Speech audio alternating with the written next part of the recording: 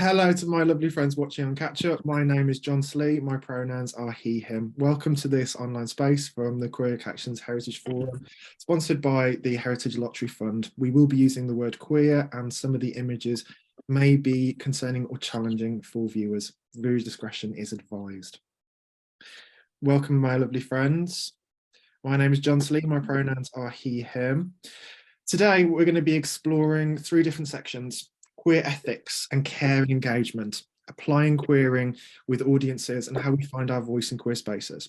We're going to be considering the beautiful interplay and sometimes tension between advocacy versus the institutional voice, our agency, the language we use, and how we are represented. Trust as a narrative is going to come up here, building, holding, and potentially losing trust with queer audiences. The final consideration in this space is going to be to queer or not to queer, to grab from Shakespeare.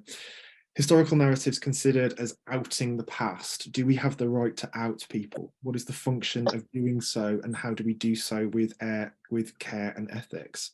I'll be using three examples from my portfolio: work I've done at the National Portrait Gallery, work I've done at the National Gallery, and work I've done at the Barber Institute of Fine Arts. We're then going to break, and then before we return, we're going to talk to the amazing Dominic from the Whitworth about undefining queer. And the final section is going to be questions, reflections, sharing, and any reframing that you would like for me.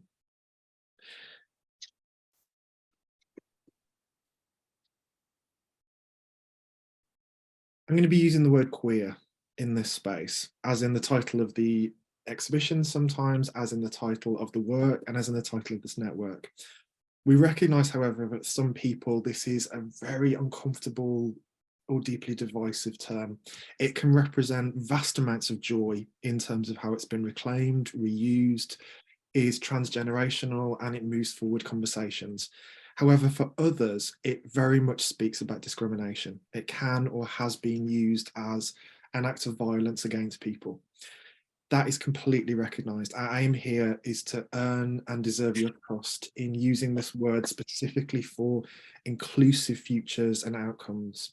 Queer in this space and how I'm using it recognises that there are so many different characteristics and bodies and ways of being that we can operate as queer people within the LGBTQIAA+ community. Queer represents that we sit at many different intersections, and that to hold us in one identity, in one way of presenting, might be uncomfortable and difficult and objectifying. Therefore, it's the most inclusive term that I can use within this space, but it in no way seeks to erase anyone's individual identities or how they're presenting. I use this word with positivity, and I very much encourage you to join me in that. And I very much hope to deserve your trust to use this word as well. A quick guide to how we make online queer spaces welcoming. It's our values. So this is a space to think about curation, learning, engagement within potentially painful histories. It's responsive to other people in this room, their wellbeing journeys, and it's accountable. Consensual discussion is framed for productive outcomes. One of the things that I really value in queer online spaces, or any queer space, is the concept of kindness and mutual respect built within these spaces. Again and again, sometimes I've entered spaces where people have turned around and said, this is a safe space. You can say anything. This is a safe space. We promise it's a safe space. As a queer body, as a queer person, as queer communities, the first question I have is safe for who and on whose terms? I don't presume that level of safety for you. What I do hope, though, is to create an environment of warmth and kindness that is built with you to encourage feelings of safety.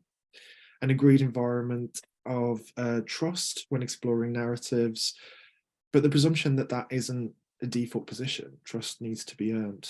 Words, concepts, and images are fully acknowledged in their capacity to hurt, offend, or trigger us. We hope and choose to use these for productive outcomes for inclusive futures. History and time does not mitigate pain or distress on any topic. Participants speak on their own perceptions and lived experience and are not objectified by how they present. Any conversation contrary to the Equalities Act 2010 cannot be supported, and participants are welcome to share and take part in any way that's comfortable to them. If you would like to have your camera on or off, that is completely up to you. If you would like to share with me in terms of the group, in terms of one-to-one, we can populate the chat with your thoughts, feelings, and questions, or you can direct message me. Content notice. This session uses images and conversations around themes of prejudice, inequality, violence, colonialism, sexism, homophobia, transphobia, and biphobia. Now, I completely recognise that the list isn't exhaustive and the subject matter is emotive on many levels. One of the things I want to emphasise is that with any of these spaces, your professional and emotional labour here is not only recognised, but it's a massive gift, both to the space and to what is created in this space. Please take part in any way that's comfortable and mindful for you.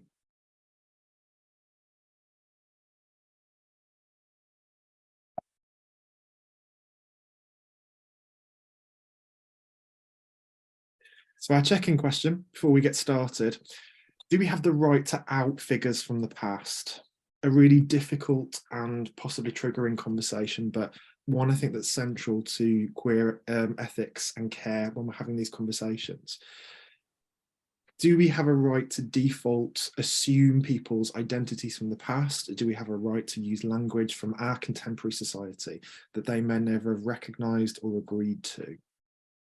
A kind of holding question for you to think about as we do the first section. If that's all right with you, my lovely friends, from across the rainbow and beyond. The first example I'm going to talk about is from the work I've been doing at the National Gallery. A seismic, enormous, beautiful collection that is built as a result of an act of parliament. Therefore, we are all constituent holders of these pieces. It's an institution and collection that talks about national identity on so many different levels, one of which being queering. Now, I had the pleasure of coming on board to do the recent tours for Pride in London as a result, to kind of do the warm-up tours for people coming in. As part of that, one of the pieces that I chose to queer and have conversations around were the Michelangelo works. Historically and in terms of queer contexts, they are rife for queering in terms of historical queering, how people both within Michelangelo's lifetime and after have applied a number of different queer narratives to this person. What was important and emotional to me, though, was this notion of outing, this notion of locking down someone in an identity without their consent. And I think whilst we can talk about evidence-based research, we can talk about queer feelings, we can talk about queer sociology with these pieces, the most important thing for me wasn't to establish any level of identity in Michelangelo. What I tried to establish in terms of this work and this conversation was that in the speculation, both historical and contemporary, we can learn so much about ourselves that the destination isn't to find out about Michelangelo. The destination is to find out about ourselves and how we operate. Therefore, I started breaking it down into different conversations around emotion. The Manchester Madonna by Michelangelo is one of their best known and best loved pieces. And I can remember doing the physical tour for this before we did the online tour for it. And I remember saying to the audience with this kind of like heavy kind of like level of drama, dare I queer Michelangelo, which talks, I think, about the permissible nature of where queer conversations sometimes lie within heritage. The huge commercial figures such as Michelangelo, for example, are objects that simply cannot be touched, that we become risk averse in terms of how huge the profile is, for example. That with more obscure works or more obscure heritage, we have greater leeway to be revolutionary, to challenge, to change, to create new sociology. But with these massive behemoths like Michelangelo, for example, with huge commercial and intellectual value, do we become more skittish? Do we become more scared of having these conversations? I think for me, one of the key considerations I have in terms of queering and in any of the work I do in applied arts, which is my specialism, is that I very much prefer and feel comfortable to work with works that are based in a secular landscape. Michelangelo, however, all of the works bar one in the collection speak on faith. And I think it's a really interesting conversation when we approach heritage about the expectation of queerness versus the lived experience of queerness, and how objectifying that can sometimes be, how sometimes we chop ourselves into smaller parts to be understood or be absorbed by mainstream audiences or audiences that may be critical of us. What I found fascinating about Michelangelo wasn't just any speculation on his identity, but that fundamentally, both in terms of the subject matter of these pieces and also how Michelangelo expressed himself, these are conversations on faith. And all queer conversations are intersectional conversations, as far as I'm concerned. Queer people are everywhere and exist in every context. Therefore, we exist in spiritual context as well. We are part of communities of faith. We carry faith ourselves. To ask us to disassociate from faith or faith beliefs is to ask us to separate off ourselves in a way that can be quite violent. Therefore, how can we incorporate notions of queer spirituality and queer expression? So part of the dialogue around using this piece was to question that from a contemporary perspective. Now, the evidence that we have for Michelangelo falls into two different categories. The first being that because his works featured male-presenting Herculean muscular figures, they are by default homoerotic. The first question I would have for that is, whose eroticism is that? And is that presumed? That because these figures are muscular and or shaven and or heroically large, therefore they're automatically homoerotic? That's quite challenging because it's the presumption of queerness without queer people being able to talk about their own levels of desires. Secondly, there is another conversation around the history of Michelangelo himself. Queering Michelangelo historically rests in the relationship that he had with Tommasino de Cavallari, a fellow artist that he wrote passionate letters to and tracts to that I think so, yeah.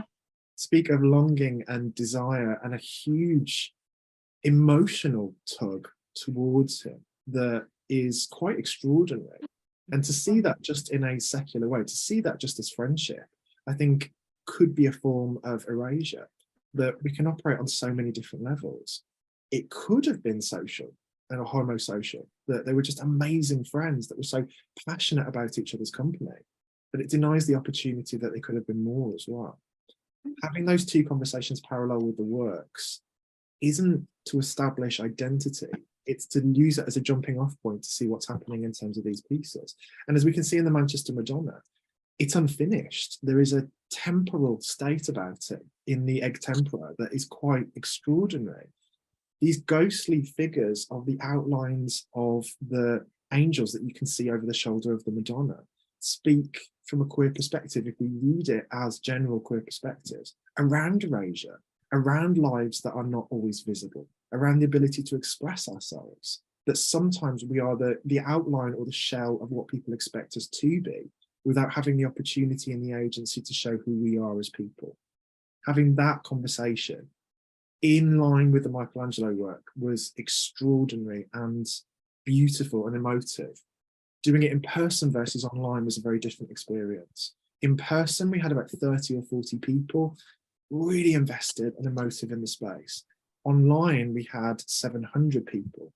And as you would expect in terms of that spread and that great level, because some of that access was remote and beyond us and anonymous, some people had deliberately come into that space because they really didn't like the conversation. I had one person come in, for example, he very witheringly talked about, when I talked about the entombment, the lack of the genitalia, for example, the removal of the genitalia. It opens up so many different conversations on binary expression within these artworks and loss and poignancy. I had somebody kind of literally eye roll me in the comments and say, if you even had a cursory understanding of the last 1,000 years of history, you would know that X, Y, and Z. It's not about repeating facts and or curatorial rationale of a body of a millennium. It's about reading these pieces from a contemporary sociology for the advocacy of understanding ourselves and our voices, that we are not locked and shackled into the interpretation that exists, that we as queer people can explore these from contemporary perspectives, and our perspective can be added to these pieces. It was a gorgeous space. and it was a really challenging space in equal measure. Had the comments section seemed to ring quite loudly with the tiny minority that really don't like it, versus the huge majority that have come to invest themselves emotionally and intellectually and visually in these pieces. But it's a reminder to me in terms of the ethics of care and queer access and queer engagement that there are very different communities and very different conversations happening simultaneously.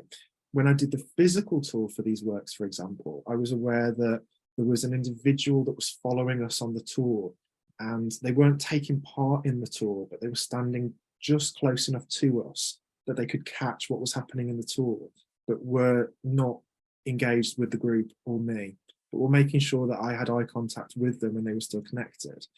I felt they were clearly telling me that they wanted to be part of that, but not in terms of the group.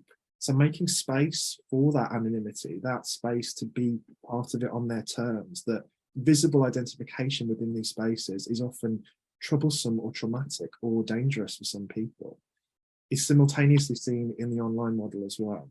That by presuming that some people not only will not want to, but it's not safe to engage with these conversations physically, or don't have the privilege to, it opens up the playing field for who can attend on whose terms. And whether that be with a blank screen, with no interaction with me, on a burner account where we're not collecting any data, I'm conscious that there is a visible and invisible audience based on a level of privilege, and making sure that formats and access points care as much about the audiences I don't see as the audiences I can see, I think for me is absolutely crucial in that level of care. Another conversation, taking it to the National Portrait Gallery. So this was one of the last gigs I did before lockdown. Like literally, we went into lockdown, I think 2 or 3 days after this. So it was right at the end. And it was the drag and draw event I did for a Friday late at the National Portrait Gallery, featuring the gorgeous Virgin Extravaganza, who you can see on there. So the Virgin Extravaganza was our life model and had constructed both their drag and their expression to mirror and to react to the Chevalier Dion, one of the most famous queer figures in the collection, who you can see in the portrait behind. Dion in the 18th century as French aristocrat and spy before moving to London was famous for breaking binary expectations of who they were and how they presented themselves. What better way to have that conversation with queer people and for queer people than using queer bodies for their own advocacy? In this case, the Virgin becoming the conduit emotionally and physically to have this conversation with a figure that some may find really remote, whereas the Virgin became a beautiful proxy body for the conversation, and in turn was our model for drawing. So while we were doing all these different drawing activities, I was able to talk about the history of these pieces simultaneously. What struck me about this in terms of care was that I'd gone into it thinking that this is very explicit queer programming. We will be populated by a number of queer people within this space. What I found was that to be the case, but also when we talk about queer programming, we're talking about everybody. We're not just talking about care for a queer audience. Having conversations with some of the people that came into the space was extraordinary, because showing that level of care as to why are you here, how can I make this space more welcoming for you, demonstrated the value of the diversity in the space. We had straight couples that had arrived on dates. We had students, we had people that were passionate about artwork. We had people that were so excited to meet the Virgin and followed their artwork and their performances, but had never had the opportunity to meet them before in the wild, or had never felt the agency to go into queer spaces to engage with them. It was so groundbreaking to kind of consider that audience from so many different perspectives. Those perspectives being that they'd come from curiosity, care, expression, but that queer spaces and queer access is a reminder that for some people, it's almost the reverse of the negativity. We presume sometimes with queerness, because we know that homophobia, biphobia, transphobia exists within society. Therefore, it will be represented in any queer space that kind of comes forward. Actually, what I found with this was the opposite. People were so invested and so interested in caring and expressing, but had never had a way to do that before. Therefore, they'd never had an opportunity or a vernacular to kind of connect with other people. Creativity and drawing the Virgin was a really nice way of breaking that barrier, because half the session was about drawing the Virgin and the Virgin doing the most beautiful poses and serving. The second part was people bringing their work forward to show the Virgin and the Virgin reacting to that, and then taking them upstairs and holding them up in the gallery, creating our own new queer sociology. It was a really good reminder to me that care isn't just about the initial source of the conversation. It's about making sure that everybody feels comfortable within that conversation. Here's some more of the Virgin and some of the pieces that we used. Having dual purpose was really useful in this space, that while the Virgin was being the model and we were doing different works, I was able to do queer storytelling in the background as well, multi-layering the interpretation so that it wasn't just one queer experience.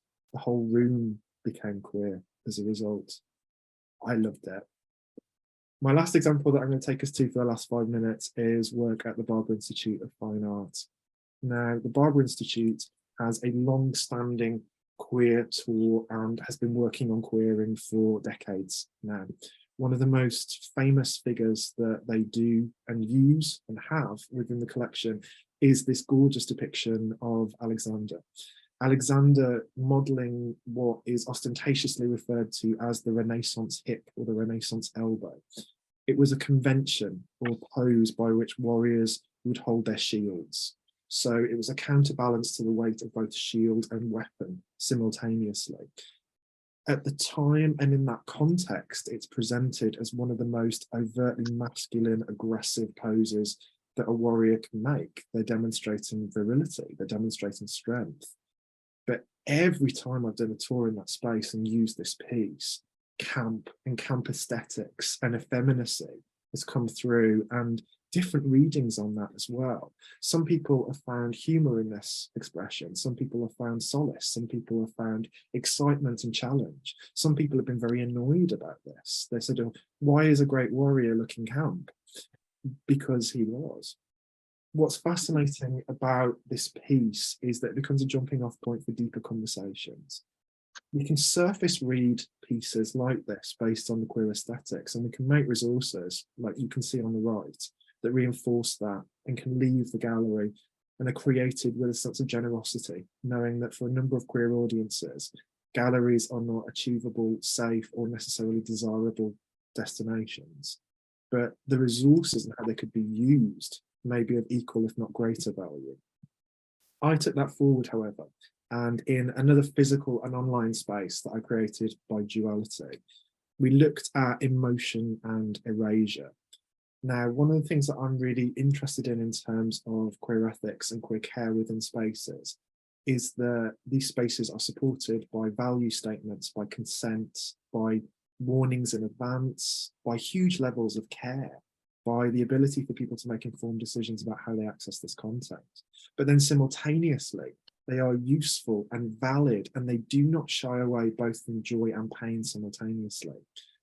Therefore, one of the two pieces that I chose in this tour I created was about a castrati. A castrati is somebody that has undergone medical castration to raise their voice, so their voice never reaches male puberty, or that they are not able to hit very deep notes and retain a very high voice. Tenducci, the figure that you'll see below, is one of those people. Now, I could have chosen different narratives that avoided that conversation, but the active querying around Tenducci, both within his lifetime and afterwards, was really startling. How do we have that conversation respectfully and responsibly, but simultaneously knowing that it can carry real amounts of pain? The content notice that the gallery put on this space I thought was really beautiful. LGBTQ histories can contain unpleasant and offensive treatment of those who do not conform to gender or sexual norms of the time. This section contains information on genital castration and the difficulties of searching for LGBTQ histories in the face of cultural erasure. Why, as institutions, are we so hesitant sometimes to make these statements, to mitigate the past, to excuse erasure from previous curators and or institutional figures that our work is built on as a result of? think having this conversation and stating these places as points of activism and togetherness, I think, are absolutely crucial. Golovine is a gorgeous example for me of the intersection between, again, colonialism and queerness, and that queering spaces is another powerful and beautiful and defiant act of decolonisation for me. Golovine is representative of a queer love story and erasure in the portrayal of the artist Vigée Lebrun. I love that we're able to tell the story that in both Golovine and Vigée Lebrun's diaries, when the two individuals spent time together and exchanged incredibly passionate and deeply heartfelt letters, extraordinary for the time, both later descendants in their families decided to erase and remove that information from their diaries. A lack of evidence is evidence and can be read from queer expression, therefore. What's fascinating about that is that Golovine also represents for me contemporary conversations around decolonisation and what queerness means today. Whilst she is locked in this wasn't she debate with some people. For me, one of the most useful points is to talk about queer legality today. And that actually, if we're looking at this from a perspective of the British Commonwealth contains a number of countries, a proportion of countries more so that do than don't, that it's illegal to be queer, of which some carry the death penalty. These are important conversations to have, and are not just rooted in history, I would suggest. They're rooted in contemporary expression. The same with Tenducci, having these fantastic conversations that speculation ultimately is about ourselves. It's not about outing the figure. But to have that conversation with an audience, I think, is incredibly valid and powerful. To hold ourselves accountable in this space and to say, is it right to do so? Would they agree with these titles? Should the dead rest? Or simultaneously, by having these conversations, do we empower ourselves and future generations to have this debate? By having that conversation with the audience, so many different responses and self-reflective points came forward. It doesn't dilute the emotion of the space, it amplifies it, in my estimation. One final point is that, again, as with the last session, one toolkit that I find exceptionally useful from the Museum Association when I'm talking about any level of queerness is the decolonisation principles. Because if we read them, challenging neutrality, acknowledging power and privilege, build relationships, value all forms of knowledge and expertise equally, be brave, be accountable, do the work, take care, be creative, and aim for justice. I think it so very much falls into that bracket. I use this again and again and again to the point that I've got it printed off on my office wall because I find it so useful and valid and kind. Which finishes our first section, my lovely friends. So I'm going to take a couple of minutes break before we bring on the wonderful Dominic. This is your chance for tea, loo, stretching, anything that you feel you need to do, my lovely friends. But thank you so much for listening to me for the first part.